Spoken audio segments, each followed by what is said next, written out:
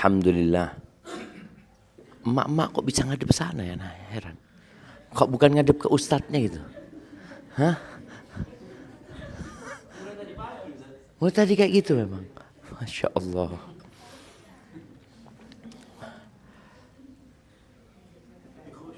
Alhamdulillah. Alladhi arsala rasulahu bilhuda wa dinil haq. Liyudhirahu ala ad-dini kullihi walau karihal musyrikun. Segala puji bagi Allah Jalla Jalaluh yang telah mengutus Rasulnya dengan petunjuk dan agama yang benar. Mengutus Rasulnya dengan Al-Quran Al-Azim dan dengan agama Islam, di mana Allah akan memenangkan agamanya meskipun orang-orang musyrik membenci hal itu. Kalau kita melihat perjalanan agama Allah ini, kita akan mendapati Islam dihinakan. Orang-orang Islam ditindas. Sebagian mereka dibunuh, dirampas hartanya, diusir dari rumahnya. Dan pada akhirnya pun para sahabat Nabi bersama Rasulullah SAW meninggalkan negeri mereka. Meninggalkan Mekah Al-Mukarramah. Meskipun mereka harus hidup susah dari sisi ekonomi, tapi mereka mendapatkan kebebasan beragama. Mereka hijrah ke kota Madinah.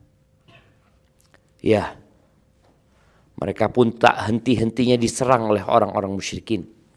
Sampai akhirnya Allah memberikan kemenangan. Turun firman Allah. Idza jaa nasrullahi wal fath. Wa ra'aitan nas yadkhuluna fi dinillahi afwaja. Fasabbih bihamdi rabbika wastaghfir. Innahu kana tawwaba. Bagaimana yang awalnya ditindas, yang awalnya dibully, dimaki, diboikot, Allah berikan kemenangan. Walaupun orang-orang musyrik membenci hal itu. Tatkala Abu Sufyan bersama para pedagang dari kaum musyrikin datang ke Syam. Jadi orang-orang musyrik itu, orang-orang Quraisy ya, orang-orang Quraisy itu memiliki dua perdagangan yang digagas oleh kakek Nabi SAW. Ada yang mengatakan yang menggagasnya adalah Hashim. Perdagangan ke Yaman dan perdagangan ke Syam. Kalau musim panas ke Syam, kalau musim dingin biasanya mereka ke Yaman. Ketika di masa genjatan senjata sebelum penaklukan kota Makkah, Rasulullah SAW kirim surat ke raja-raja yang ada. Beliau kirim surat ke Kisra, Raja Persia, yang kemudian suratnya Nabi SAW dirobek oleh Kisra. Dan Nabi SAW berdoa agar Allah merobek kerajaan mereka. Nabi SAW kirim surat ke Raja Mesir. Siapa Raja Mesir? Habasyah. Kalau Najasyi di Ethiopia. Yang di Mesir Muqawqis. Dan Romawi juga sebenarnya Muqawqis. Muqawqis enggak masuk Islam. Tapi dia menghormati utusan Nabi SAW dan ngasih hadiah sama Rasulullah SAW. Ngasih hadiah budak perempuan. Siapa nama budak perempuan tersebut? Maria, ibunya Ibrahim. Kemudian ngasih bagla. Ngasih kendaraan. Bagla itu campuran kuda sama keledai. Namanya kalau nggak salah duldul. Diberikan kepada Nabi SAW. Kemudian kirim surat salah satunya ke Raja Romawi, Herakles. Jadi kok bisa Raja Romawi itu ada di sini jemaah? Kok bukan di Konstantinopel? Seharusnya kerajaan Romawi itu adanya di mana? Di Konstantinopel. Tapi Herakles itu adanya di Palestina, adanya di Urshalim, di Yerusalem. Nama Urshalim itu Elia ya, Al-Quds. Adanya di sana. Wallahu alam, anak-anak lupa. Nanti anak lihat kembali. Jadi Herakles itu pernah bernazar ketika diberi kemenangan atas Persia, kan awalnya kalah dari Persia. Dia akan berjalan dari Konstantinopel menuju ke Baitul Maqdis. Dan kemudian ibu kotanya pindah ke Baitul Maqdis. Tapi tetap Konstantinopel sebagai kerajaan ya tetap ya. Makanya Konstantinopel itu sangat sulit ditaklukkan. Karena dia sebuah kerajaan yang penuh dengan benteng yang kokoh. Nabi SAW kirim surat ke Herakles.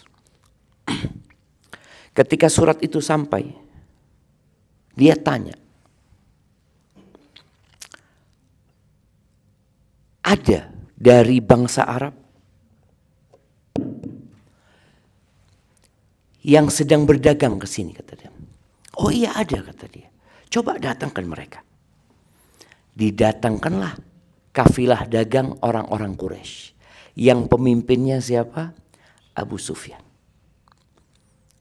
Tanya Herakles ini, siapa yang nasabnya paling dekat sama yang kirim surat ini? Abu Sufyan. Yang paling dekat. Akhirnya Abu Sufyan duduk di depan. Semua bangsa Arab itu yang berdagang disuruh duduk di belakangnya Abu Sufyan. Kalau dia berdusta, katakan dia berdusta. Iya, kata mereka. Ditanya beberapa pertanyaan. Suratnya yang tadi kita baca itu suratnya. Di antara pertanyaan yang diajukan, kaifa nasabukum fikum? Kaifa nasabuhu fikum? Gimana nasabnya dia? Kata Abu Sufyan, huwa fina dzu nasab. Dia termasuk yang bernasab mulia. Jadi kemuliaan itu diraih dengan amal soleh. Jadi Nabi SAW dari keturunan orang-orang hebat.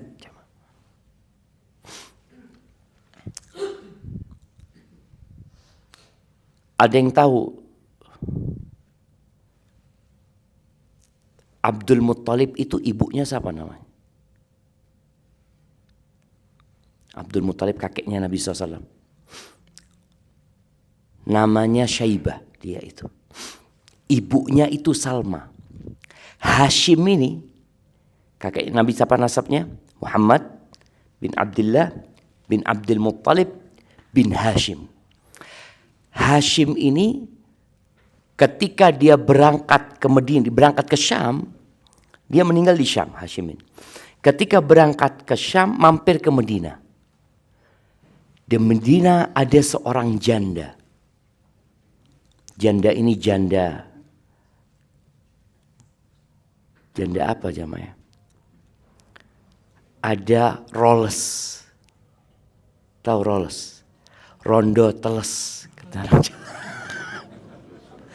Yang Rolls ya, Rolls. Jadi janda yang masya Allah jamaah. Namanya Salma bintu Amr. Salma ini dari mulianya, dia itu kalau menikah sama orang, hak cerai itu ada di tangannya dia. Terhormat sekali dia. Jadi kalau dia gak suka sama suaminya, udah engkau pulang ke rumah orang tua. Sampai kayak gitu. Dari mulianya. Jadi dan orang masya Allah karena tahu ini perempuan yang cantik, yang terhormat ya. Bukan wanita biasa-biasa aja. Dilamarlah sama Hashim. Salma ini. Dilamar, tahu Hashim ini ternyata tokoh kaum Quraisy ya. Mau Salma ini. Akhirnya menikah di sana. Dapat berapa hari dari pernikahannya, Hashim melanjutkan perjalanan dagangnya ke Syam dan meninggal di sini. Ternyata Salma hamil, punya anak namanya Syaibah. Syaibah itu Abdul Muttalib. Ya udah, tumbuh besar Syaibah ini di Medina. Makanya Nabi SAW itu keluarga ibunya ya di Medina sana. Di kota Medina dilanjutkan karena Hashim meninggal dunia. Al-Muttalib itu yang ngurusin urusan Ka'bah, urusan ngasih minum jemaah haji ya, urusan memberikan makanan kepada jemaah haji.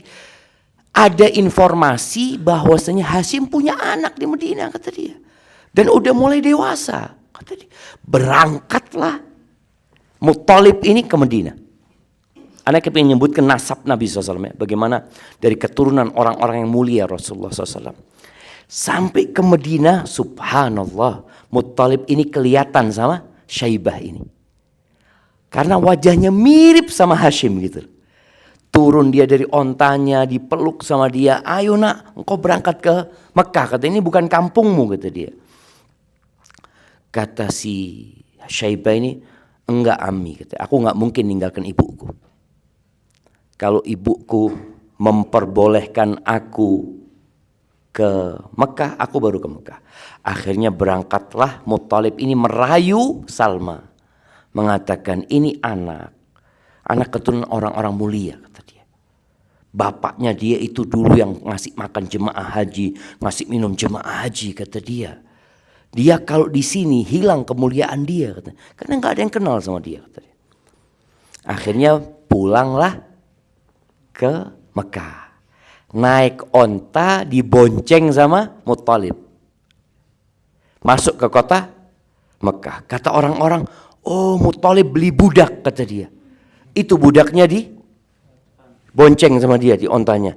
Dikenal dengan Abdul Muttalib. Marah Muttalib, ini bukan budakku, ini keponakanku kata dia. Akhirnya dikenal dengan Abdul Muttalib.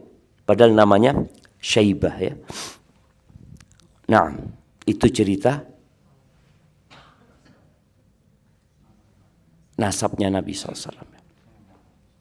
Beliau benar-benar orang yang mulia. Makanya ketika ditanya oleh Herakles, gimana nasabnya? Nasabnya mulia. Di akhir, kenapa aku tanya tentang nasabnya? Karena Nabi itu semua nasabnya mulia. Kemudian ditanya, apakah ada di antara nenek moyangnya yang raja? Kata dia. Nggak ada kata dia. Baik. Pengikut dia orang-orang kuat apa orang-orang lemah? Kata Abu Sufyan, bal du'afa'u. Pengikut dia orang-orang lemah. Makanya kalau kita baca Quran, baca dialog antara Nabi dengan kaumnya, selalu yang namanya orang-orang kafir itu mengatakan, engkau itu apa sih? Wa mattaba'aka illa alladzina hum aradhiluna. Yang jadi pengikutmu itu orang-orang rendah semua gitu. Enggak ada tokoh-tokoh masyarakat yang ikut gitu loh. Selalu dipandang seperti itu. Karena biasanya tokoh masyarakat itu sombong jemaah. Dia berat bagi dirinya untuk menjadi pengikut orang lain. Engkau siapa sih gitu loh. Selalu orang-orang lemah jadi pengikutnya Nabi Nuh, ya orang-orang lemah, pengikutnya Nabi Soleh, pengikutnya Nabi Hud, pengikutnya Nabi Musa. Semua orang-orang lemah katanya. Maka Herakles mengatakan kadzalika atba'ul anbiya. Iya. Begitulah pengikut para nabi, orang-orang lemah kata dia. Terus tanya lagi. Adakah di antara pengikut dia yang keluar dari agamanya? Sukhtan di sini karena benci sama agamanya. Enggak suka sama agamanya. Kata Abu Sufyan, enggak ada. Enggak ada. Enggak ada orang yang udah masuk Islam kemudian murtad karena benci sama agama. Tapi kalau keluar karena urusan dunia ya, murtad karena godaan dunia, murtad karena disiksa ya ada. Tapi pertanyaan Herakles jelas. Adakah di antara mereka yang keluar dari Islam karena benci sama agamanya? Kayaknya putus.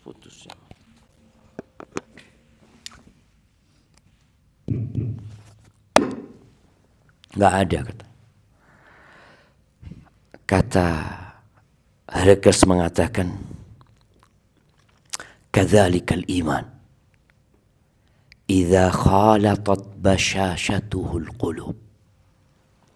Begitulah iman, kalau sudah nyampur sama hati nggak akan lepas. Orang yang murtad itu imannya belum nyampur. Makanya kalau orang sudah bercampur imannya nggak bisa dipisahkan dengan jantungnya. Maka dia siap mengorbankan agamanya. Ibnu Qayyim menyebutkan nggak ada orang-orang murtad kecuali imannya memang belum nyampur gitu, belum nyampe gitu. Maka kita perlu belajar agama kita agar kita bisa mati husnul khatimah. Kemudian ditanya lagi sama Herakles, gimana peperangan kalian sama dia? Ya, dia ngalahkan kita, kita ngalahkan dia. Kata Herakles, begitulah para nabi. Kadang-kala mereka diuji dan dicoba. Mereka dikasih kekalahan. Tapi kelak kemenangan buat nabi. Ini ingat, ini kisah di Urshalim sana. Kisah di Baitul Maqdis. Dialog antara Abu Sufyan dan Herakles. Karena pasar yang ramai itu di sana. Baitul Maqdis itu menjadi, kalau diceritakan, tempatnya orang-orang kumpul dari berbagai penjuru dunia pada waktu itu. Kalau orang Arab jualan apa? Mau tanya sekarang ini. Bangsa Arab kalau datang ke sini itu bawa apa? Kurma. Di Mekah nggak ada kurma. Bawa apa jemaah? Bawa apa? Parfum. Di mana ada parfum di sana? Parfum dari bunga-bunga.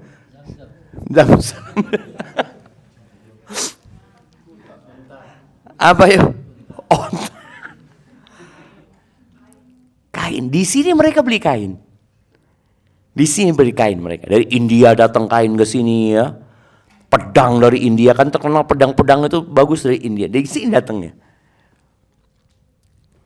Mereka jualan kulit. Kulit onta, kulit domba. Itu komoditas atau komoditi orang-orang sana. Dan ada yang menyebutkan di antara yang mereka jual itu juga kemenyan.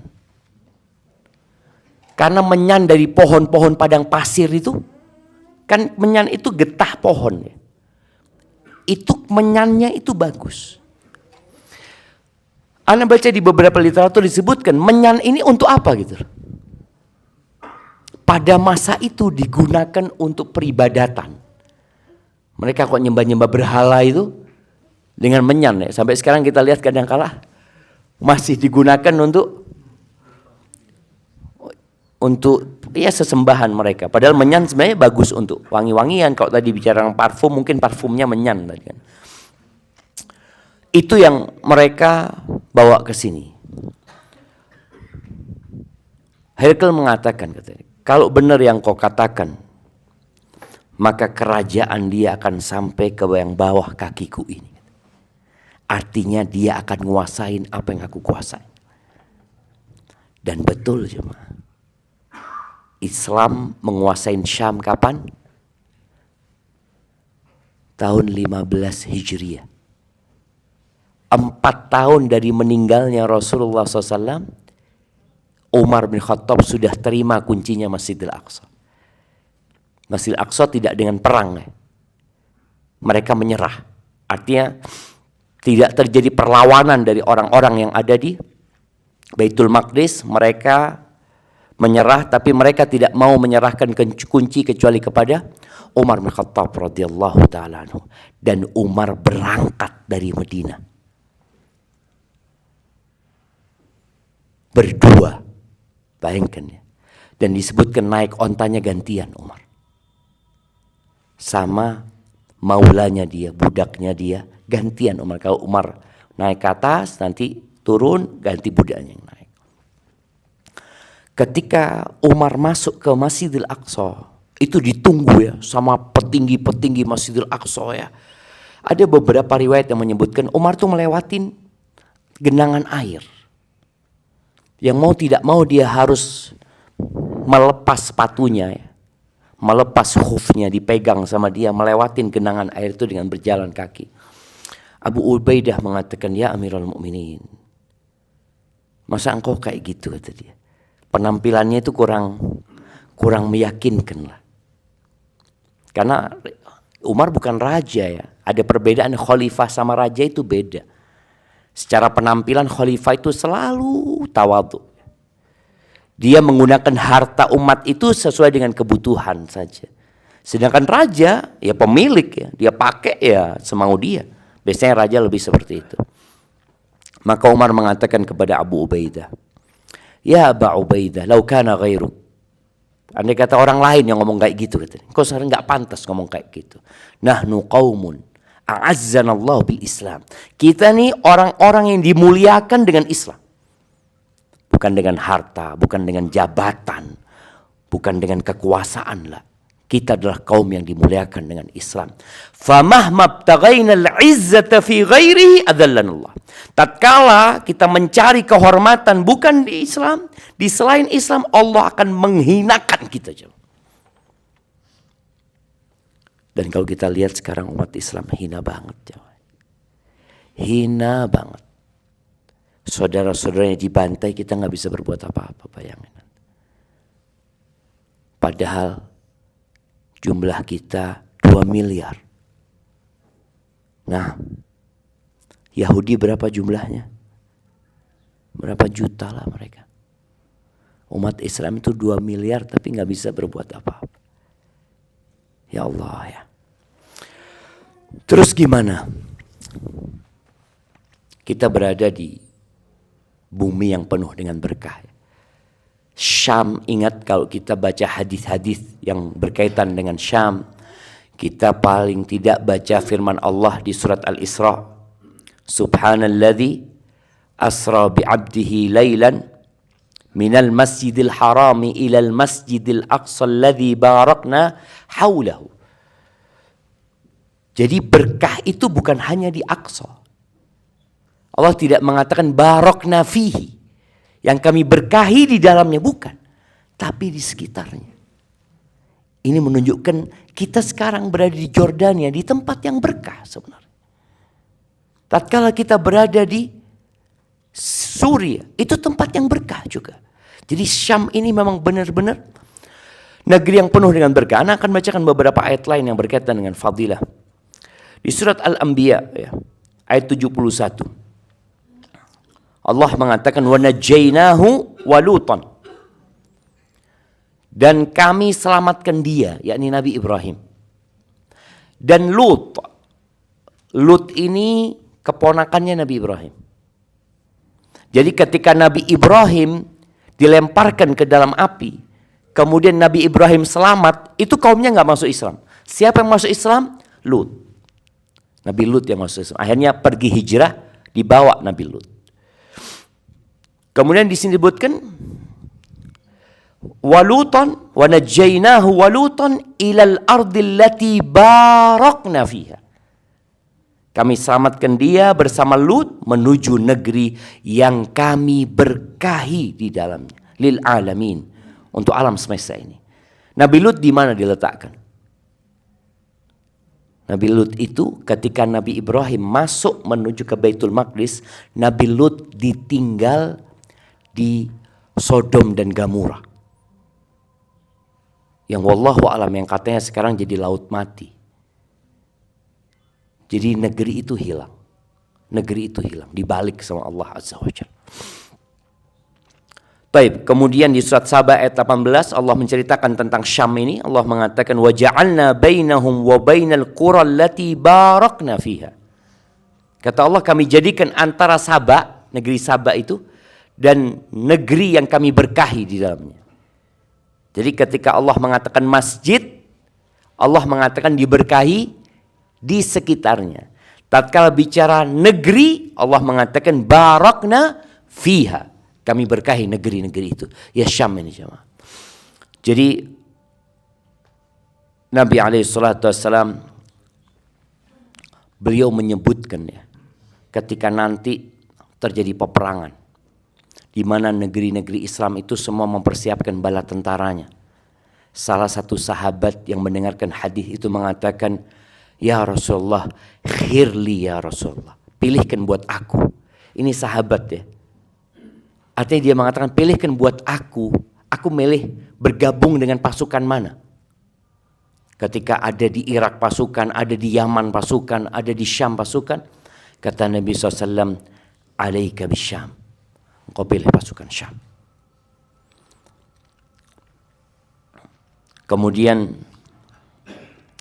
hadis Abu Dzar ya, beliau mengatakan Nabi SAW bersabda, Asyam ardul mahsyar wal mansyar. Jadi negeri Syam ini adalah negeri mahsyar, tempat dihimpunnya manusia. Jadi sebelum kiamat terjadi nanti manusia akan ada api yang keluar yang menggiring manusia, mereka digiring ke Syam. Dikumpulkan di Syam ini. Dan nanti di sana mereka akan dihidupkan kembali ya buat orang-orang tadi yang sudah digiring ke tempat ini. Tadi khutbah Jumat tentang apa? Nah,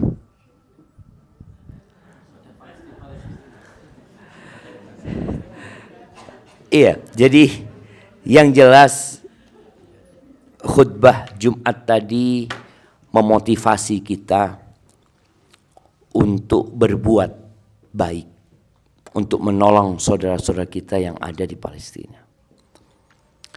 Ada sebuah hadis yang tadi disampaikan ya, berkaitan dengan keutamaan Gaza. Hadis ini berbunyi, Rasulullah sallallahu alaihi wasallam bersabda,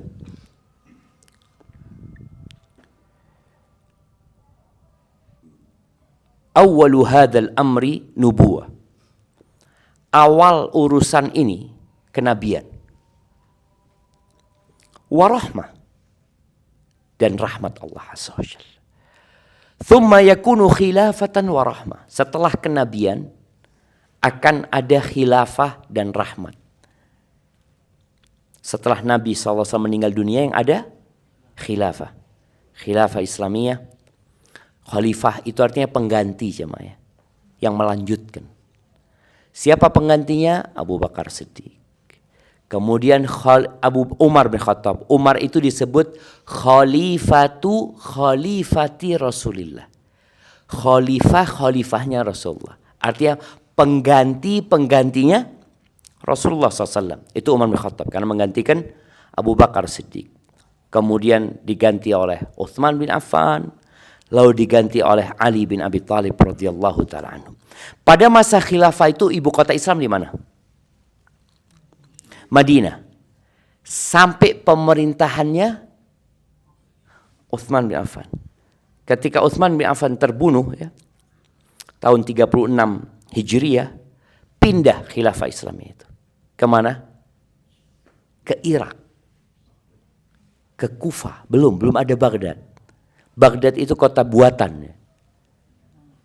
Artinya kota yang dibuat. Jadi namanya zaman dulu ya. Jadi ketika mereka sampai ke sebuah negeri mereka buat kota gitu ya.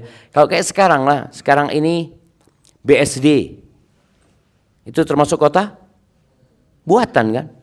Bandung. Mana? Bandung Baru, Parayangan. Iya.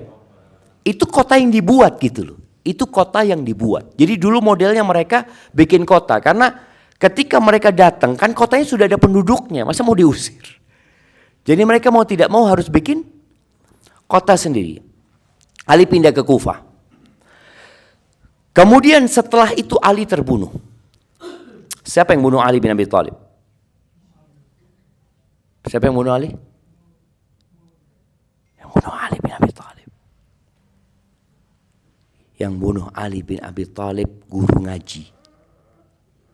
Namanya Abdurrahman bin Muljim. Abdurrahman bin Muljim ini itu guru ngaji di Madinah. Sama Umar bin Khattab di masa pemerintahan Umar bin Khattab dikirim ke Mesir. Ketika dikirim ke Mesir, Umar bin Khattab bikin memo. Tulis surat kepada gubernur Mesir. Siapa gubernur Mesir pada waktu itu? Amr bin As ya. Amr bin As ngomong, "Qaribu baitahu manzilahu minal masjid." Dekatkan tempat singgah dia dari masjid. Karena dia guru ngaji. Nanti dia yang bunuh Ali bin Abi Thalib. Bunuh Ali untuk masuk surga, jemaah. Bayangin, jemaah. Itu orang kalau punya pemikiran menyimpang, dia itu berbuat yang sebenarnya salah tapi dengan keyakinan benar. Dia bunuh, waktu itu dia bersekongkol dengan 3 orang untuk membunuh, bahasanya mereka itu ru'usul fitnah. Pentolan-pentolan fitnah. Karena sejak dibunuhnya Utsman bin Affan, umat Islam terpecah. Menjadi dua kubu ya. Yang satu Muawiyah di Syam, kemudian Ali bin Abi Thalib di Irak. Akhirnya Abdurrahman bin Muljim ini namanya guru ngaji, dia juga sebenarnya belajar sama sahabat, tapi kemudian dia bergabung dengan orang-orang yang pemikirannya menyimpang. Akhirnya mereka bersepakat untuk bunuh 3 orang, 3 tokoh fitnah. Ali, Muawiyah, dan Amr bin As. Abdurrahman bin Auf dapat bagian Ali bin Abi Thalib. Ali ketika subuh ya, bangunkan orang untuk ke masjid, as-salah, dibunuh sama Abdurrahman bin Auf. Yang kemudian Abdurrahman bin Auf dibunuh karena dia membunuh Ali bin Abi Thalib. Abdurrahman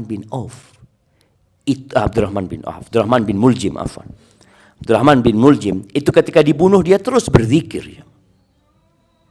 Dan dia bangga bisa bunuh Ali.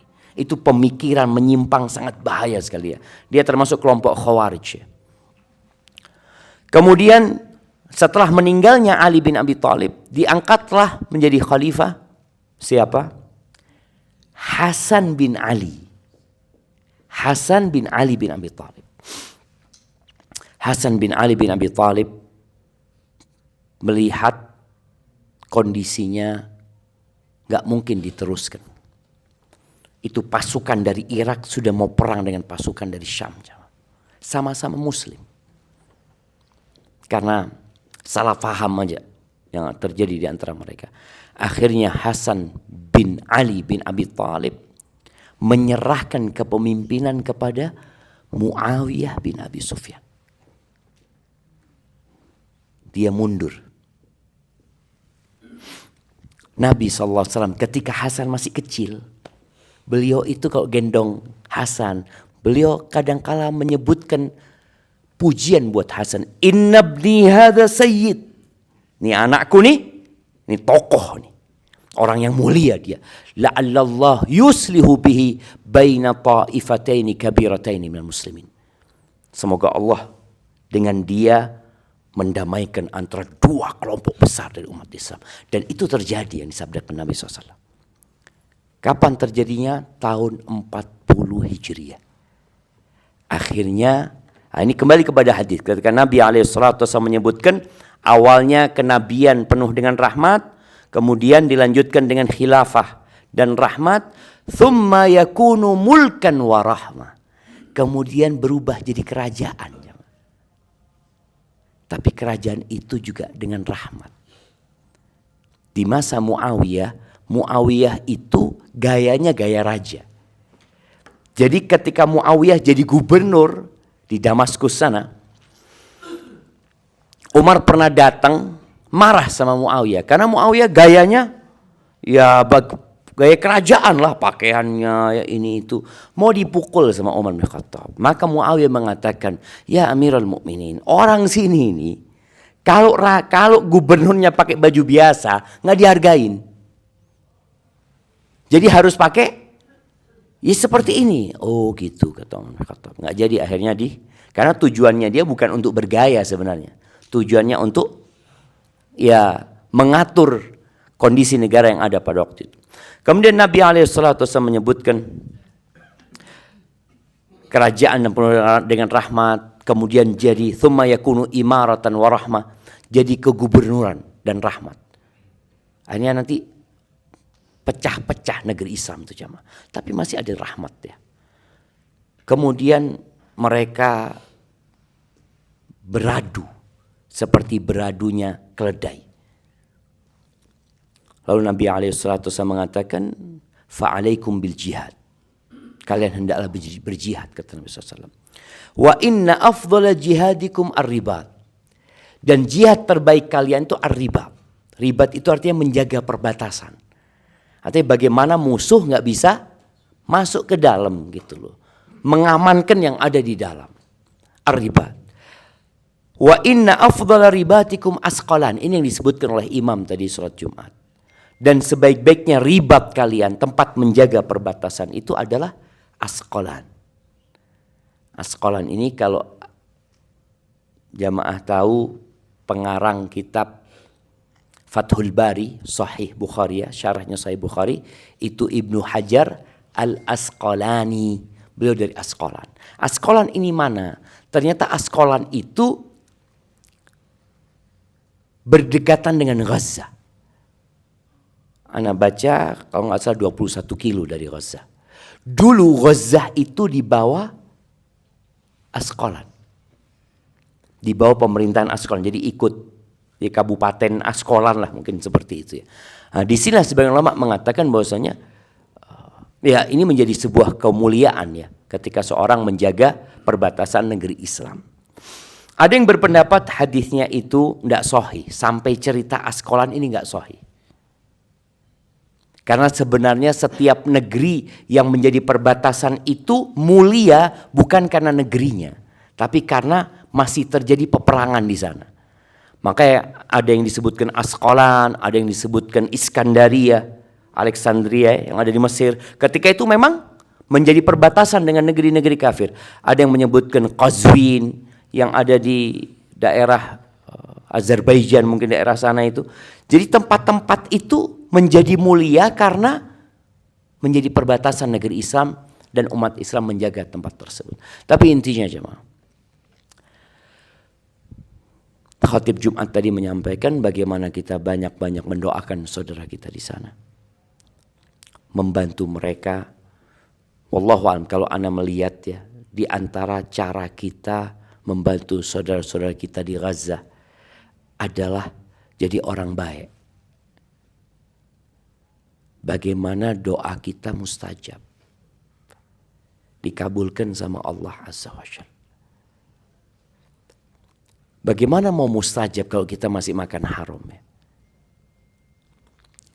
Ketika Nabi SAW menyebutkan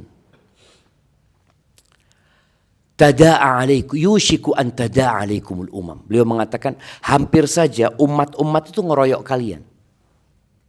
Nyaplok kalian.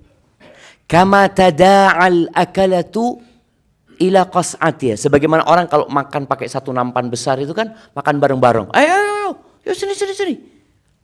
Itu sahabat heran, ya Rasulullah, awamin qillatin nahnu yawma idzin. Kita dikeroyok sama orang-orang itu, apakah karena jumlah kita sedikit?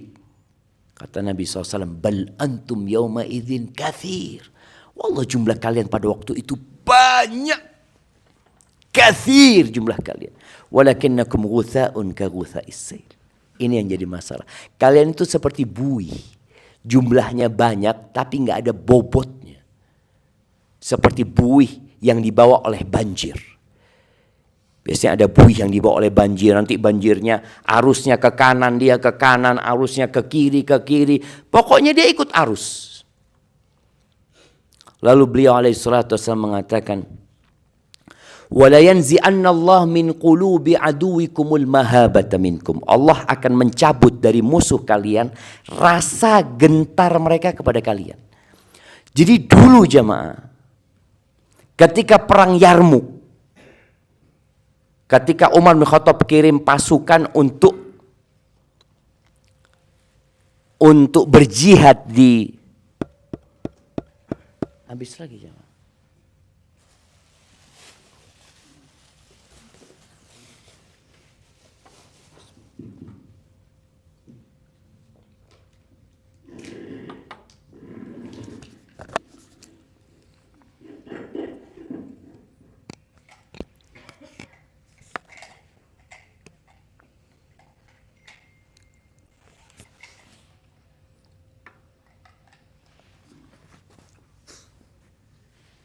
Masya Allah.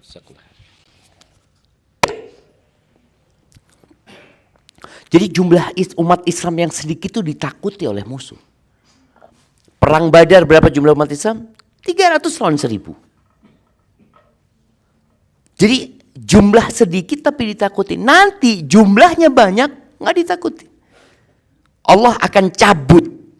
Jadi yang mencabut siapa? Allah Azza wa Jalla.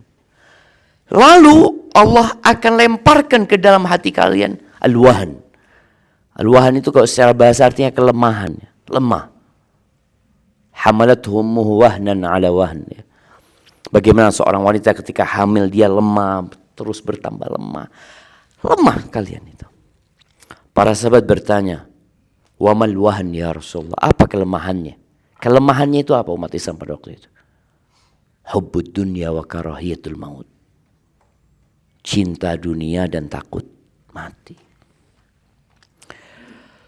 Maka bagaimana sekarang kita jadi orang baik? Bayangkan zaman sekarang ini zaman. Kita mau bantu Gaza dengan fulus kita nggak bisa. Mau dikasihkan siapa fulusnya? Mau dikasihkan siapa? Teman-teman sudah ngumpulin dana. Ketika mereka ngumpulin dana, anak tanya, mau dikirim via siapa? Nggak tahu. Ada syekh di Aqsa dikirim. Coba kirim anunya, yayasan dia ngomong. Kirim yayasan dia. Nggak ada, ini nggak punya kegiatan ke Gaza. Yayasan dia itu untuk anak-anak yang ada di Urshalim, yang ada di Baitul Maqdis. Nggak bisa dia. Kata mereka, ya memang nggak tahu masih sekarang. Bagaimana negara-negara Islam mau kirim bantuan kemanusiaan jemaah. Nggak bisa masuk. Sempat masuk beberapa kemudian nggak boleh masuk lagi. Jadi kita benar-benar hina jemaah. Apa kata Nabi SAW? Kalau bicara solusi, kita bicara solusi. Tadi Nabi SAW sudah menyebutkan penyakitnya. Beliau menyebutkan solusinya. Apa kata Nabi SAW? Idza tabaya'tum bil'inah. Kalau sistem perdagangan kalian itu ainah. Ainah ini salah satu sistem riba yang terselubung. Mereka takut melakukan riba tapi terselubung akhirnya. Artinya orang Islam masih takut ya. Sekarang ribanya sudah terang-terangan. Sampai ada yang mengatakan nggak mungkin hidup tanpa riba. Nggak mungkin ya Allah jemaah. Mbah-mbah kita dulu punya rumah yang nggak pakai riba. Rumahnya luas-luas yang nggak pakai riba. Masya Allah. Sekarang udah minimalis rumahnya. Riba lagi. Udah minimalis rumahnya. Allahu Akbar. Kata Nabi SAW, idza tabaya'tum bil'ina. Kalau sistem jual beli kalian tuh mengandung unsur riba. Wa raditum bizzara. Kalian sibuk dengan pertanian kalian. Wa akhadtum adznabal baqar. Masya Allah, kalian sibuk dengan ekor-ekor sapi. Artinya orang sudah hidup nyaman dengan dunia ini. Wa taraktumul jihad, dan kalian meninggalkan jihad di jalan Allah Azza wa Jalla. Apa yang akan terjadi? Sallatallahu alaikum dhullan. Allah akan menimpakan kepada kalian dhullan. Artinya kehinaan. Kalian akan hina. La yanzi'uhu. Tidak akan dicabut. Jadi Allah yang menimpakan dan Allah tidak akan mencabut. Sampai kapan? Hatta tarji'u ila dinikum. Sampai kalian kembali kepada agama kalian. Solusinya itu kembali kepada agama. Ana sedih ya. Pada waktu ana ke Aqsa. Yang sholat di Aqsa itu tua-tua. Akhirnya ana tanya sama guide-nya. Kemana yang muda-muda tadi? Yang muda-muda sulit untuk masuk Masjid Al-Aqsa. Diperiksa, taruh KTP, apalah, banyaklah. Jadi mereka sholatnya di luar. Subhanallah, suatu hari anak sholat di masjid kampung. Juga nggak ada anak muda. Anak ngomong, katanya mana ini anak ngomong? Ketika anak sholat di Ariha, di Jericho ya. Sholat di Jericho, ketemu sama imamnya. Anak sampaikan kepada dia. Mana yang muda-muda? Dia ngomong imam, engkau tahu rusaknya buah itu dari ulet yang ada di dalam. Di dalam ada ulet. Ya kita tuh jadi lemah karena penyakitnya ada di dalam. Solusinya kembali kepada agama. Ini cerita tadi Umar bin Khattab. Ketika Abu Ubaidah melihat Umar dengan penampilan yang mungkin tidak sepantasnya sebagai khalifah, Umar mengatakan, kita adalah sebuah kaum atau suatu kaum yang dimuliakan dengan Islam. Famahma btaghaina al-izzata fi ghairihi, kalau kita mencari kemuliaan tidak dengan Islam ini, adzallana Allah. Allah akan menghinakan kita, jemaah. Gimana nggak hina kita melihat umat Islam ketika demo di hadapan kedutaan orang-orang kafir, jemaah.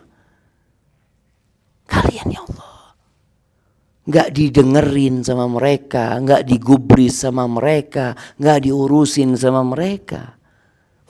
Menunjukkan memang kita nggak bisa berbuat apa-apa gitu. Kita kalau cari kemuliaan di luar Islam, Allah akan hinakan kita. Dan Nabi SAW sudah mengatakan,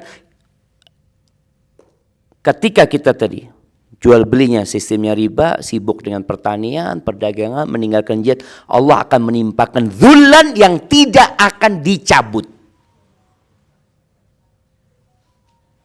Kecuali kita kembali kepada agama kita. Nah ini tadi yang sampaikan. Bagaimana umat Islam berusaha untuk kembali kepada agamanya. Salat subuh berjamaah di masjid. Ya.